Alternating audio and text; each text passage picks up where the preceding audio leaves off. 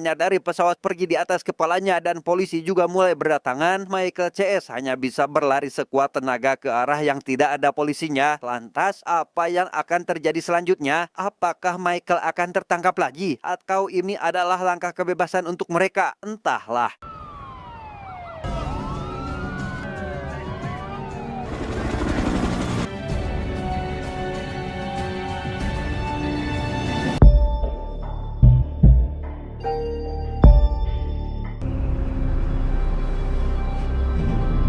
Melanjutkan Prison Break season pertama, cerita diawali dengan memperlihatkan Michael CS masih dalam pelarian karena pesawat Abruzzi telah pergi terlebih dahulu. Mereka sekuat tenaga mencoba untuk menghindar dari Bellic dan para sipir Fox Ripper yang masih mengejar. Yang di detik-detik hampir akan tertangkap, ada kereta lewat di depan Michael CS sehingga mereka memutuskan untuk menyeberangi saja daripada harus kembali ke penjara.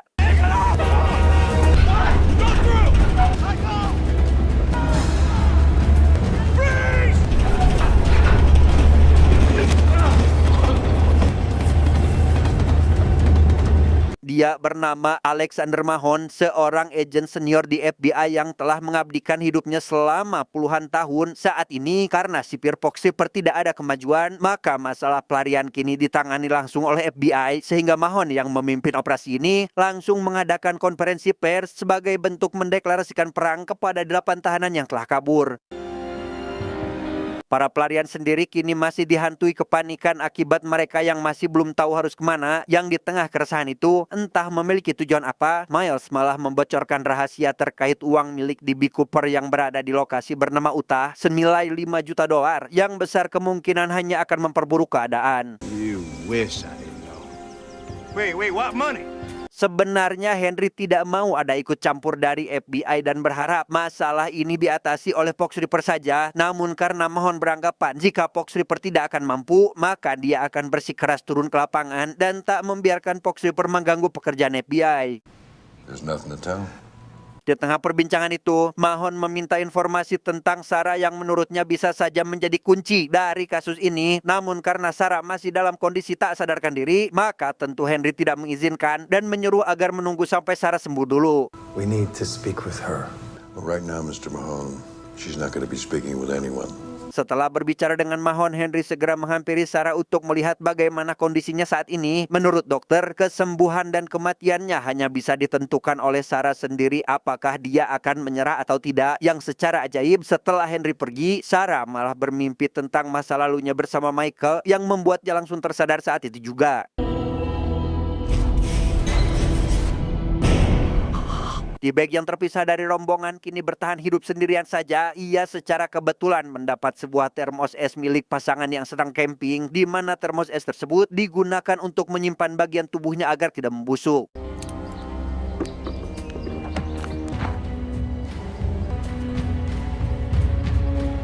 Setelah menempuh perjalanan yang panjang, D-Bag akhirnya menemukan sebuah klinik hewan untuk meminta dioperasi. Dan karena dokter di sana adalah dokter hewan, maka si dokter tentu menolak. Bukan tak ingin, tapi hewan dan manusia adalah dua jenis yang berbeda. Well, of course it is, sir, but for animals. Mahon memulai investigasinya dengan melihat tato di tubuh Michael karena merasa ada yang mencurigakan. Tentu Mahon segera memanggil si tukang tato untuk meminta pendapat tentang makna dari tato yang Michael buat. Di mana si tukang tato sendiri tidak mengetahui dan hanya mengatakan jika Michael adalah seorang jenius. Ketika tak sengaja membuka lembaran foto dan melihat sebuah tulisan Inggris, Mahon segera menanyakan nama jalan di depan lapas Fox Ripper kepada anggotanya untuk memperjelas, memvalidasi hasil dari analisanya itu. Mahon segera pergi ke apartemen Michael berharap mendapat petunjuk. Di mana di apartemen, Mahon melihat ratusan lubang bekas paku yang diyakini adalah pekerjaan atau perencanaan Michael selama berbulan-bulan. Selain itu, Mahon dengan kecerdasannya berhasil merekonstruksi kejadian di masa lalu, bahkan sampai di titik tahu kemana Michael membuang semua hasil kerja kerasnya selama ini.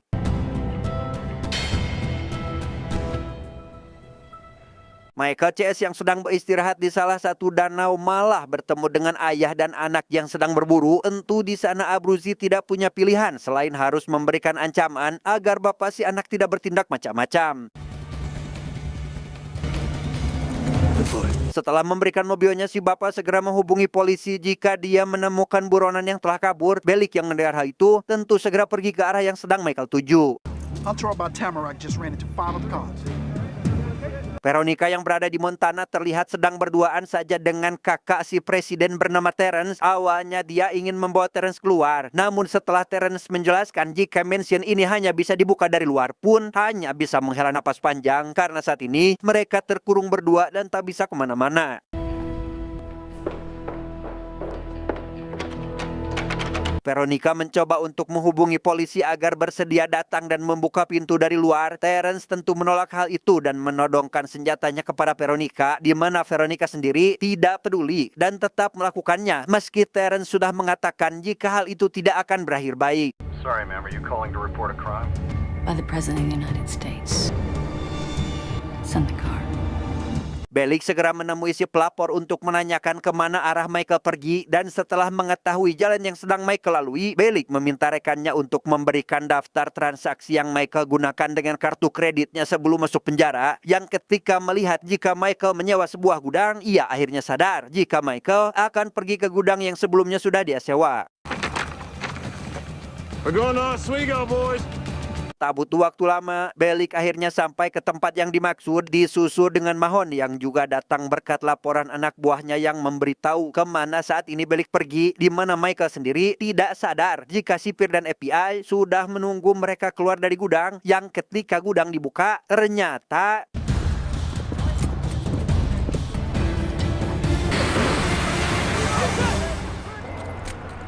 dan ya, Michael rupanya berhasil mengecoh Bellick dan FBI dengan mengarahkannya ke gudang yang salah. Mahon yang melihat jika para sipir mulai pergi, memanggil salah satu sipir untuk menanyakan apa yang sebenarnya terjadi. Dan ketika akan menyebut nama si sipir, Mahon melihat jika nama si sipir adalah River, sehingga nama tempat yang membuat mereka tertipu besar kemungkinan bukan nama tempat, melainkan nama manusia yang sudah Michael samarkan dengan sempurna. Bring up the census of this county. Setelah meminta data sensus penduduk Sawamukin, ternyata nama itu benar-benar ada namun sudah meninggal, sehingga Mahon segera meminta anggotanya untuk langsung ke pemakaman saat itu juga. Michael C. sendiri sedang masih menggali makam atau gudang yang sebenarnya, tempat ia menyimpan semua persiapan atau bekal ketika dia keluar.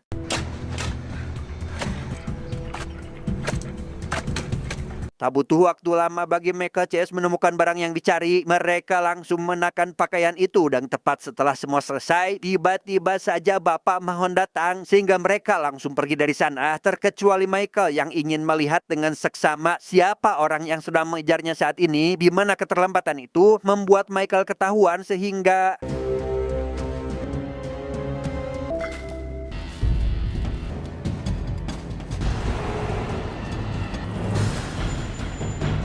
beruntung jarak makam dengan kota tidak terlalu jauh, sehingga Michael dan kawan-kawan dapat berbaur dengan masyarakat yang membuat Mahon langsung kehilangan jejak.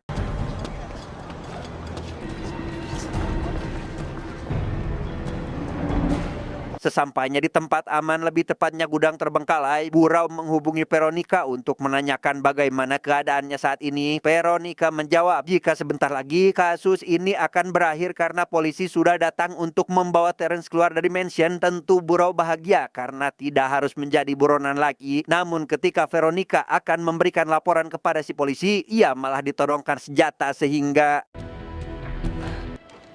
Oh my God. ya, rupanya itu bukanlah polisi melainkan antek-antek ibu presiden atau adik dari Terrence, di mana Burau yang mendengar suara tembakan hanya bisa menangisi itu semua tanpa bisa berbuat apa-apa.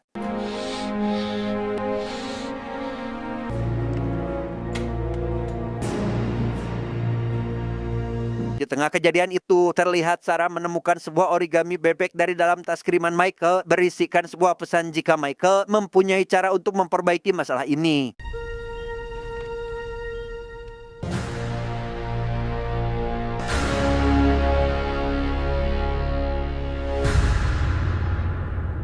Setelah melewati kematian Veronica, Michael mengumumkan jika mulai dari sekarang mereka akan berpisah satu sama lain dan sebelum pergi, Michael memberikan beberapa lembar uang untuk perjalanan mereka ketika nanti sudah berpisah, di mana Abuzi yang notabene adalah orang kaya hanya diberikan $1 saja, itu pun untuk digunakan menghubungi orang yang nanti akan menjemputnya pulang. Burau yang mengetahui jika hari ini adalah hari persidangan Junior, meminta Michael untuk melipir dulu ke pengadilan untuk menjemput sang anak. Michael tentu menolak hal itu dan menyarankan agar mereka mengamankan posisi terlebih dahulu agar situasinya tidak bertambah runyam.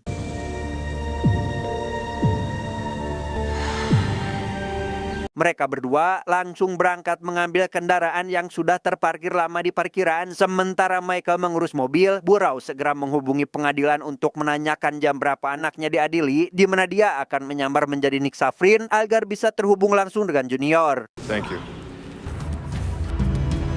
Hogwash. T-Bag sendiri baru saja selesai dioperasi oleh si dokter hewan tanpa menggunakan bantuan orang lain atau alat medis yang memadai. Di mana gila dalam operasi ini, T-Bag berada dalam kondisi sadar, bukan tidak mau dibius, tapi dia tidak percaya dengan si dokter yang mengoperasinya karena siapa tahu jika si dokter akan berkhianat dengan menghubungi polisi ketika T-Bag sedang Good tidak news, sir, sadar. you had, so I was able to restore blood flow and the bones are pinned. Si dokter yang baik hati memberikan penjelasan terkait apa saja hal yang harus dan tidak boleh T-Bag lakukan, memberikannya beberapa obat penghilang rasa sakit dan pengering luka agar cepat segera sembuh. Yang tanpa tahu terima kasih, T-Bag memutuskan untuk akan menghabisinya sebelum pergi.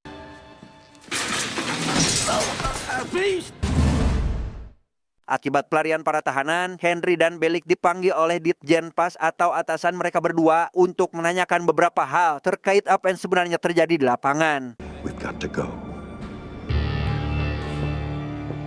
Di tengah wawancara, Bellick ditanya apakah dia sering melakukan pemerasan kepada napi atau tidak. Henry sempat membela dengan akan membersihkan nama anggotanya sampai ketika Giri datang. Semua berubah menjadi penuh ketegangan, apalagi Bellick karena semua rahasianya akan terbongkar.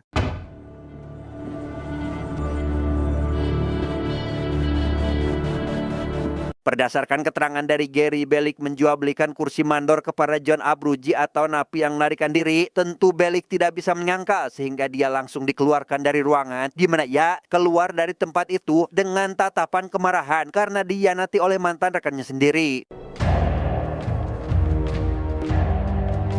Henry dan Bellick kembali memasuki ruangan untuk menerima hukuman dari Ditjen Pas. Bellick yang notabene adalah dijadikan tersangka harus menerima konsekuensi dengan dipecat dari Fox River, di mana Henry yang tak terima akan hal itu memutuskan untuk mengundurkan diri karena merasa jika mereka hanya dijadikan kambing hitam saja. I quit.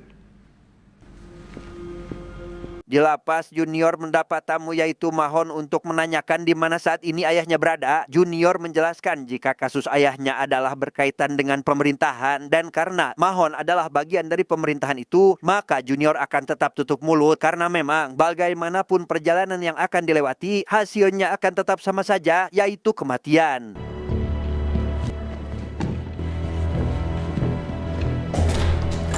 Selesai dengan Mahon, Junior mendapat panggilan dari ayahnya terkait rencana pelarian serta apa yang harus Junior lakukan. Dan seperti biasa, Burau memberitahu anaknya lewat sebuah teka-teki yang harus Junior pecahkan tepat sebelum sang ayah datang menjemput.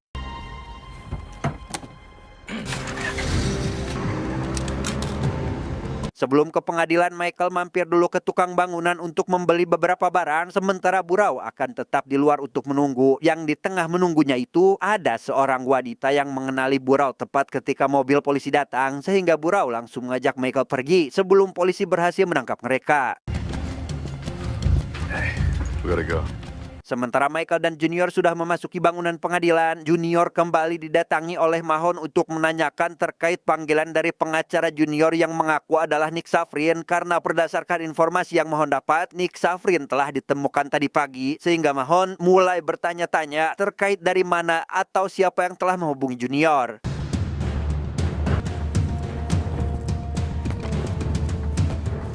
Karena tidak mendapat apa-apa serta waktu persidangan yang akan segera dilakukan, Mahon akhirnya melepaskan Junior dan ikut mengantarkannya ke tempat persidangan. Dan ketika hendak akan menaiki lift, Junior akhirnya sadar jika maksud si ayah di telepon adalah sesuatu tentang lift mana yang harus Junior tempati.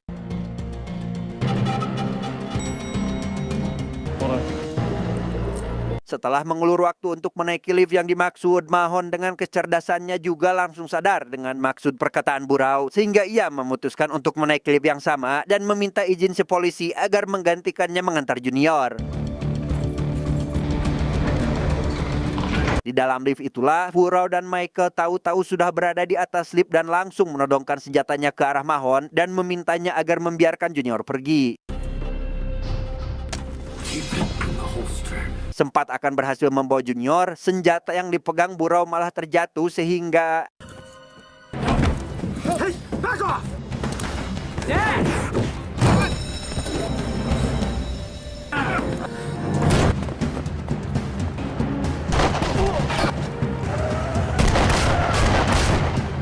ketika berhenti, Michael baru menyadari jika saat ini kaki Burau sedang terluka akibat terkena tembakan, sehingga ia langsung memberikan pertolongan pertama sebelum melanjutkan kembali perjalanannya, di mana tetesan darah yang keluar dari mobil terlihat oleh Mahon membuatnya sangat yakin jika saat ini Burau dan Michael tidak akan bisa pergi jauh. They either come to us or they die. Setelah pemecatan Bellick, dia langsung pulang ke rumah dengan kondisi yang sangat lemah, tak terkecuali Henry yang sangat kaduhung atas dirinya yang berhasil dimanfaatkan oleh Michael, di mana Henry yang sangat kesal pun langsung menghancurkan Taj Mahal yang sudah susah payah dia bangun.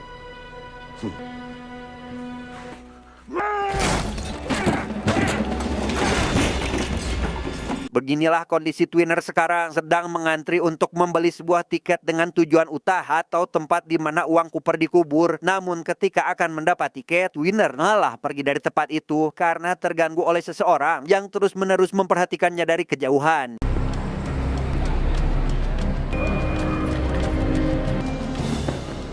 Gagal mendapatkan tiket, Twinner memutuskan untuk pergi ke salah satu kampus dan melihat mading terkait apakah ada tumpangan gratis ke Utah atau tidak. Dan setelah lama mencari, Twinner akhirnya menemukan satu ajakan dan langsung mengambilnya agar tidak didahului oleh orang lain.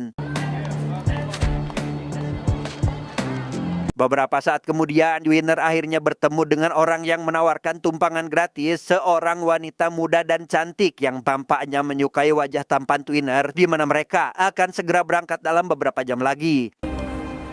Okay. Tidak mendapat kabar dari Burau, Mahon meminta semua anggotanya untuk agar melakukan pencarian terhadap 6 orang lain yang keberadaannya masih belum diketahui, di mana mereka akan menunggu selama 72 jam sampai para buronan melakukan kesalahan karena secara logika mereka tidak punya apa-apa. Jika ingin pergi, maka mereka akan mencuri kendaraan, dan jika tidak punya uang, maka mereka akan segera melakukan perampokan. He will leave behind the crumbs that will take us right to him. Michael sendiri membawa kakaknya ke rumah Nika yang notabene adalah tempat yang paling aman untuk mendapatkan perawatan, dan setelah Nika menjaga Burau, Michael akan pergi mengambil mobil di toko bangunan. Namun sesampainya di sana, mobil itu sudah tidak ada dengan bekas pecahan kaca mobil yang sudah berserakan. Rupanya mobil Michael dibobol oleh seorang tunawisma yang kini sudah ditangkap oleh polisi, dan barang Michael sendiri sudah diserahkan kepada Mahon untuk diperiksa. Demi melepas penat, Bellick pergi ke toko makanan dan malah tak sengaja bertemu dengan Gary yang ternyata bekerja di tempat itu, sehingga pada akhirnya mereka berdamai dan malah saling curhat terkait kejadian yang menimpa mereka, di mana Bellick yang sudah tahu dengan uang $5 juta berniat akan mencari para tahanan dan menanyakan secara langsung di mana uang tersebut disimpan. Tentu Gary yang mendengar angka super besar itu mulai tertarik dengan meminta bergabung. Awalnya Bellick sempat menolak, namun setelah dipikir-pikir, berdua akan jauh lebih baik daripada sendirian saja. You might find yourself wishing for a good wingman.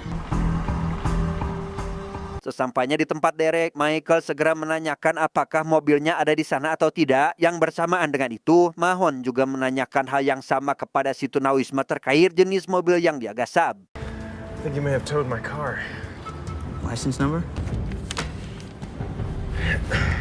Ketika akan menandatangani kwitansi pengambilan mobil itu, si resepsionis dihubungi oleh Mahon untuk menahan Michael terlebih dahulu, di mana Michael yang sudah tahu gerak-gerik mencurigakan dari si resepsionis langsung pergi dari sana ketika si resepsionis tidak memperhatikan.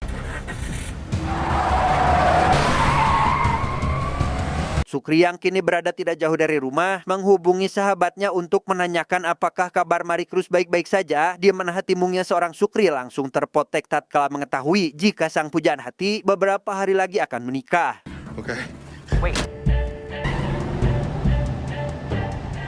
Miles menghubungi istrinya untuk menjelaskan apa yang sedang terjadi saat ini. Awalnya si istri marah karena Miles sudah menipunya dengan mengatakan jika dia sedang bertugas, padahal sedang dipenjara. Miles tidak muluk-muluk pada istrinya dengan mengatakan jika si istri masih sayang, maka 1 minggu dari sekarang dia harus mendatanginya di tempat pertama kali mereka bertemu. About me. No. Percakapan Miles dan sang istri rupanya juga sedang didengarkan oleh Mahon, di mana ia menyuruh anggotanya untuk mendekati istrinya si Miles, menyerang titik lemah wanita itu karena Mahon sadar jika hubungan dua orang itu sedang rapuh. I need leads, answers, progress. Anybody that can't deliver that, just don't even unpack. Setelah urusannya dengan Miles selesai, Mahon meminta anggotanya untuk mencari plat mobil yang saat ini Michael gunakan, di mana Michael sendiri rupanya sudah mengganti platnya dengan yang baru sehingga mobilnya tidak akan terlacak dengan mudah. Good luck. To you too. Baru saja beralih kepada Michael, Mahon kembali mendapat laporan jika telah terjadi perampokan mobil yang besar kemungkinan itu adalah ulahnya Sukri. I know. Selesai dari rumah sakit, Sarah langsung digiring ke kantor polisi akibat didakwa telah membantu pelarian 8 orang napi. Yang tepat setelah digiring, Powell ternyata berada di sana karena ditugaskan untuk terus mengamati Sarah. Sehingga mulai dari sekarang, Powell akan tetap berada di samping Sarah untuk agar mendapat informasi di mana saat ini Michael berada. Of course, I'll keep an eye on her. Tak lama kemudian, ketika sudah berada di kantor polisi, Sarah mendapat kunjungan dari Bapak Gubernur atau ayahnya sendiri, di mana maksud kedatangan si ayah ke sana adalah untuk memberikan lolongkrang kepada Sarah agar bisa keluar dari masalah ini, di mana dia harus mengakui semua perbuatannya sekaligus sedikit menjelaskan kelemahan di Fox Ripper agar Sarah bisa terbebas dari tuntutan. I can't do that. Oh, yes, you can, Sarah. You can do that, and you will. Sarah yang sudah sadar betul dan ingin menjadi pribadi yang lebih baik tentu tidak ingin melakukan hal itu dan melemparkan kesalahannya pada orang lain, di mana setelah mendengar hal itu si ayah tidak bisa berbuat apa-apa serta mengabarkan jika 1 minggu lagi si ayah akan ditunjuk menjadi wakil presiden, meminta Sarah agar tidak dekat-dekat dengannya terlebih dahulu karena hal itu akan merusak kredibilitasnya sebagai seorang pejabat. You will not attend. Goodbye, Sarah.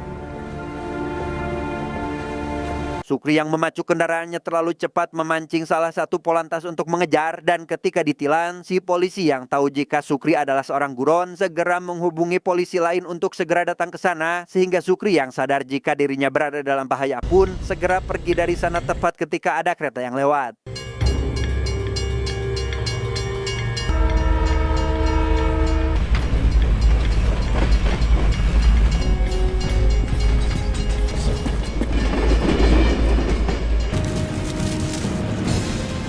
Michael sendiri mulai memikirkan tentang sosok Mahon yang seolah bisa menebak kemana Michael akan pergi. Namun meski begitu, Michael tetap melanjutkan rencananya dengan akan mengecoh FBI yang masih mengejar, di mana Michael melakukan panggilan suara agar HP-nya bisa dilacak oleh FBI. Call me back at 917. Just got this from surveillance. Yeah. Schofield. Sesampainya di sebuah jembatan, Michael membongkar penghalang yang sudah dia tandai sebelum masuk penjara, kemudian mendorong mobil mereka ke bawah, menyalakan radio yang ternyata adalah sebuah bom waktu. Namun setelah mobil diterjunkan, malah tidak terjadi apa-apa, sehingga Michael dan Burau harus menyalakan bomnya secara manual sebelum FBI sampai ke tempat mereka.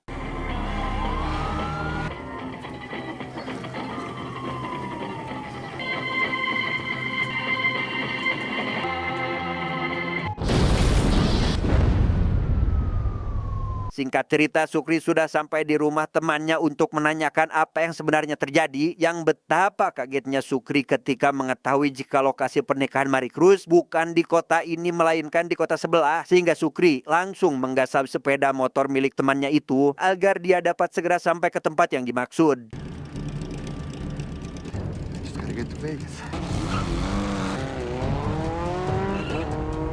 Sarah sendiri kembali mengikuti rehabilitasi akibat overdosis yang beberapa waktu lalu dia alami, di mana kita bisa melihat sosok Paul yang juga berada di sana mengikuti rehabilitasi dengan menyamar menjadi seorang mantan pecandu. I think that what's becoming clear to me is that, hi, my name is Sarah and I'm an addict.